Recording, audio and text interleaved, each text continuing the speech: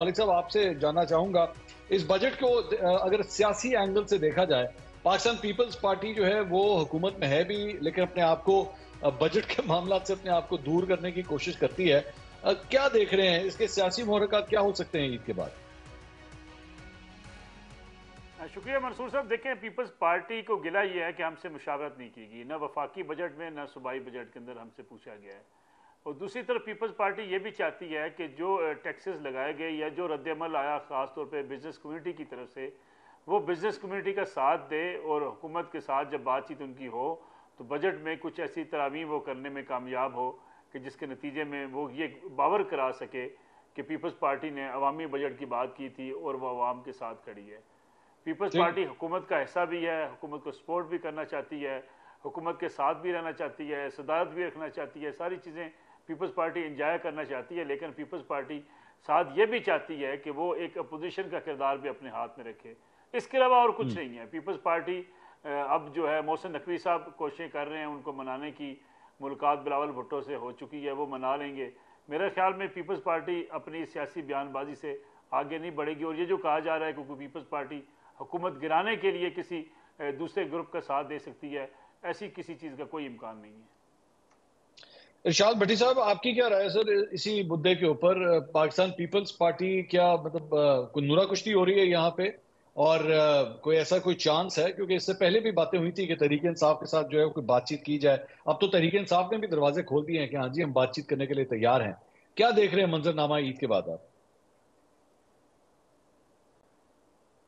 भाईजान, पहला तो बजट को ले लेते हैं। और सच्ची बात है कि मकरूज़ों के क्या क्या बजट, भूखे नंगों के क्या बजट, और ज़वाल शुदा मुल्कों के क्या बजट, और IMF के ग़ुलामों के क्या बजट, और जहाँ रोज़ बजट आ रहे हों वहाँ क्या सालाना बजट, और जहाँ मिस मैनेजमेंट और गवर्नेंस के अंबार लगे हुए हों मिस गवर्नेंस के, वहाँ क्या बजट, और जहाँ कोई अपने मुल्क से मुखलस ना हो, जहाँ Dubai leaks, Swiss leaks, Panama leaks, Pandora leaks आ रही हों, वहाँ क्या बजट। और मज़े की बात देखें कि दुख और तकलीफ़ वाली मज़े की बात देखें कि 38 खरब के नए टैक्स हैं, और FBR को कहा गया है कि 13,000 अरब के नए टैक्स लगाएं। जबकि दूसरी तरफ हुकूमत खुद ही बता रही है कि ताकतवरों को जो छूट दी गई है वो 3900 अरब है। मतलब पिछले साल भी ताकतवरों ने जो छूट ली वो 1700 अरब ज़्यादा थी उससे पिछले साल। तो मतलब कि IMF की वो नसीहतें कि खुदा के लिए एक तो सियासी बहरान ख़त्म करो और दूसरा ऊपर वालों पर लगाओ और नीचे वालों को रिलीफ दो, वो ख़त्म। और हम वो UNDP की रिपोर्ट 17.25 अरब डॉलर जो हम ऊपर वालों को, मगर बड़े लोगों को रिलीफ दे देते हैं, सहूलियात दे देते हैं, मराद दे देते हैं, उस पर भी कोई नहीं। और दुख और तकलीफ़ की एक और बात सुने कि IMF के अलावा हमारे पास कोई प्लान B नहीं है। ये बड़े बड़े काबल, अरस्तु, अफलातून जो बैठे हुए हैं, इनके पास कोई प्लान B नहीं है। और सरकारी इदारों में 1000 अरब का जो खसारा है उसका भी अभी तक कोई नहीं है। हमें बड़े खुशी से बताया जाता है कि हमारी स्टील मिल तो अब स्क्रैप की हालत में बिकेगी, और सनती तरक्की मनफी में, मुआशी तरक्की मनफी में, रुपए की कदर में कमी, इंपोर्ट बढ़ रही है, एक्सपोर्ट कम हो रही है, महंगाई, बेरोज़गारी, गुर्बत में इजाफ़ा, और माशाल्लाह गधों की तादाद में भी इजाफ़ा। गधे बढ़ते जा रहे हैं इस मुल्क में। अब मैं सोच रहा हूँ कि इन गधों से कोई काम ही ले लें, कोई ऐसा कोई निकालें कि ये जो ज़्यादा तादाद में गधे हो गए इनसे ही कोई काम ले लें, कोई अगर शायद हमारी मईशत बेहतर हो जाए। और जो जहाँ तक है पीपल्स पार्टी का मामला, तो इस सिस्टम में अगर कोई खोए मलाई खा रहा है तो वो पीपल्स पार्टी वाले हैं। इस सिस्टम में अगर कोई मज़े में है, कंफर्टेबल है, तो वो पीपल्स पार्टी वाले हैं। इस सिस्टम में अगर किसी के पास ओहदे हैं और रिस्पॉन्सिबिलिटी नहीं है, वो पीपल्स पार्टी वाले हैं। और ये बड़ी मज़े की गेम करते हैं क्योंकि पहुंचे हुए बुजुर्ग हैं और इनको बड़ा लंबा तजर्बा है। खैर दूसरों को भी बड़ा तजर्बा है, लेकिन क्या करें, वो बदकिस्मती से सामने चढ़े हुए हैं। क्या है कि जब हत्के इज्जत का कानून बनता था तो बनना था, और जब बिल आया तो गवर्नर साहब छुट्टी पे चले गए। جب نیب آرڈیننس آیا اور الیکشن ایکٹ میں تبدیلی کا آرڈیننس آیا تو صدر صاحب چھٹی پہ چلے گئے. اب مزے کی بات سنیں کہ صدر صاحب نیب کے ملزم تھے, وزیر اعظم صاحب نیب کے ملزم تھے, یوسف Raza Gilani chairman senate NAB کے ملزم, مریم نواز نیب کی ملزمہ, اور مراد علی شاہ نیب کے ملزم, اور یہ سارے رویا کرتے تھے دو آنسوؤں سے کہ یہ جو کالے قانون ہے نا نیب کے, ان کو ختم کرنا ہے. اور اب چونکہ نیب عمران خان نے بھگتنا تھا, تحریک انصاف نے بھگتنا تھا, لہٰذا 14 دن سے 40 دن کا ریمانڈ کر دیا. اور الیکشن ایکٹ کا اس سے بھی باریک واردات ہے کہ پہلے مرحلے میں عمران خان جیل میں, پارٹی ٹوٹ گئی, بلہ لے لیا, سیاسی سپیس ہے نہیں, پھر اگر وہ جیتا تو فارم 47, اور اگر اب کوئی اپیل کی بات ہونی تھی تو الیکشن ایکٹ میں تبدیلی سب کچھ سپرد کر دیا الیکشن کمیشن کے. اور اب الیکشن کمیشن آج لاہور ہائی کورٹ کے الیکشن ٹریبونل کے خلاف سپریم کورٹ پہنچا ہوا ہے. تو اب ایک طرف یہ دیکھیں اور دوسری طرف بجٹ دیکھیں, اور تیسری طرف اب عید کے بعد غریب عوام کو دیکھیں جن پر ابھی 38 کھرب کے نئے ٹیکس لگنے ہیں, جن کو ابھی میرے خیال سے اب بنیان اتر جائے گی, باقی دھوتی رہ جائے گی, اور جو خودکشیاں کر رہے ہیں غربت میں, مہنگائی میں, بے روزگاری میں. اور کپاس زیادہ ہوئی ہے, خوشخبری ہے, لیکن پتہ ہی کوئی نہیں ہے. گندم زیادہ ہوئی ہے لیکن زراعت کا جنازہ پڑھا دیا گیا ہے, کسان رل گیا. تو جہاں تک پیپلز پارٹی کی آخری 2 جملے پیپلز پارٹی کی بات ہے تو بھائی جان کوئی توقع نہ رکھے, یہ سارا گڈ کپ بیڈ کپ کا کھیل ہے, یہ سارا نورا کشتی ہے. اور جب بجٹ پاس کروانے کا وقت ہے کہ ہاں اس میں کچھ چیزیں ہیں جو وہ منوانا چاہیں گے, ہماری اسکیمیں کیوں سندھ میں کم کی, حالانکہ کے پی کے 91 منصوبے کم کر دیے کے پی کے سے, لیکن ہماری اسکیمیں کیوں کم کی, ہمیں یہ دے دیں, ہمیں وہ دے دیں, اور یہ کوئی کر کے تو آرام سے وہ بجٹ پاس کروا دیں گے.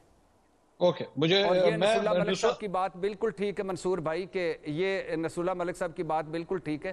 رسپانسبلٹی نہیں لینا, حد کے عزت والا قانون میں بھی بھائی منظوری ہو جانا تھا, انہوں نے کہا لیا بھائی آپ روک نہیں سکتے تھے. یہ نیب آرڈیننس میں, اس میں الیکشن ایکٹ تبدیل آرڈیننس میں آپ ہاتھ نہیں ڈالا. اسی طرح بجٹ میں ایک دکھاوے کے طور پہ آنسو بہائیں گے, مگرمچھ کے بڑے بڑے رول گئے, اجڑ گئے, اور پھر اس کے بعد بجٹ پاس کرا دیں.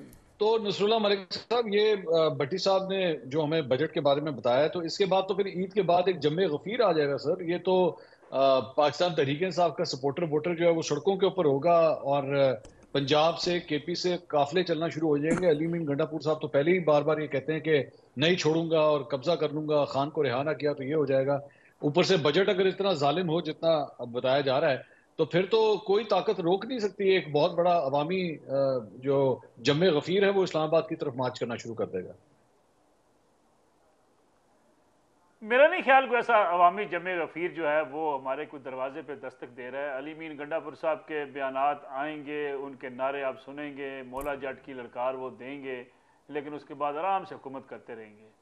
یعنی پاکستان کی اگر 75-76 سالہ تاریخ میں اسٹیبلشمنٹ کے ساتھ مل کر چلنے کی حکومتیں بنتی رہیں, ہائیبرڈ سسٹم بھی رہا, ہم نے یہ بھی دیکھا, لوگ کہتے ہیں جی جوتے پالش کیے جاتے رہے, لیکن کبھی آپ نے یہ دیکھا کہ کبھی پوری کابینہ اٹھ کے کور ہیڈ کوارٹر چلی گئی ہو, یعنی ایک صوبے کی پوری کابینہ حاضری دینے کور ہیڈ کوارٹر پہنچ جائے. وہ جناب محترم علی امین گنڈا پور صاحب نے یہ فریضہ سر انجام دیا. پاکستان کی سیاست کی بدقسمتی یہ ہے, میں بہت ساری چیزوں سے ارشاد بھٹی صاحب سے اتفاق کرتا ہوں کہ اشرافیہ نے وہ جو حکومت میں آتے رہے انہوں نے پرفارمنس ٹھیک نہیں کی, لیکن دوسری طرف اب دیکھیے کون سی ایسی حکومت تھی کہ جو بیرونی قرضوں کے لیے نہیں گئی, کون سی ایسی حکومت آئی جس نے آئی ایم ایف کے پاس جا کے دستخط جو ہے وہ دروازہ نہیں کھٹکھٹایا. اگر درمیان میں ہم کچھ عرصے کے لیے نکلے پھر میں واپس پھر جانا پڑا. اور دوسری بات, جن ورلڈ بینک جن کا ہم ذکر کرتے ہیں جی قرضوں کے بوجھ تلے دبا ہوا ملک بے حال, عوام بے حال, سوال یہ پیدا ہوتا ہے کہ ایک ملک کی آمدن ہے 2 روپے, خرچے اس کے 4 روپے ہیں, تو وہ کہاں سے پیسے لے کے آئے گا. ابھی بھٹی صاحب بات کر رہے تھے اشرافیہ بچ گیا, ابھی اب لگژری جو الیکٹرک گاڑیاں ہیں ان کے اوپر ٹیکس لگ گیا ہے, اس پہ بھی لوگ چیخ رہے ہیں. اگر آپ کی لگژری جو ہائیبرڈ گاڑیاں تھیں ان کے اوپر ٹیکس لگے, اس پہ بھی لوگ چیخ رہے ہیں. بھائی اگر حکومت نے اپنا کام چلانا ہے, حکومت چلنی ہے تو ٹیکس سے چلنی ہے, اس کے علاوہ تو کوئی راستہ نہیں ہے. یعنی آپ دنیا کی جتنے ممالک ان کی اکانومی اٹھا کے دیکھ لیں, ٹیکس کے علاوہ ملک کیسے چلتے ہیں. ملک صاحب جہاں پہ آپ ان چیزوں کا ذکر کر رہے ہیں تو وہاں پہ تو یہ بھی خبر آئی ہے نا کہ دودھ کے اوپر بھی اب جو پیکڈ ملک ہے 50 روپے فی لیٹر, اس کے اوپر بھی جو ہے وہ ٹیکس لگا دیا گیا. تو اس کا اشرافیہ سے تو کوئی تعلق نہیں نا.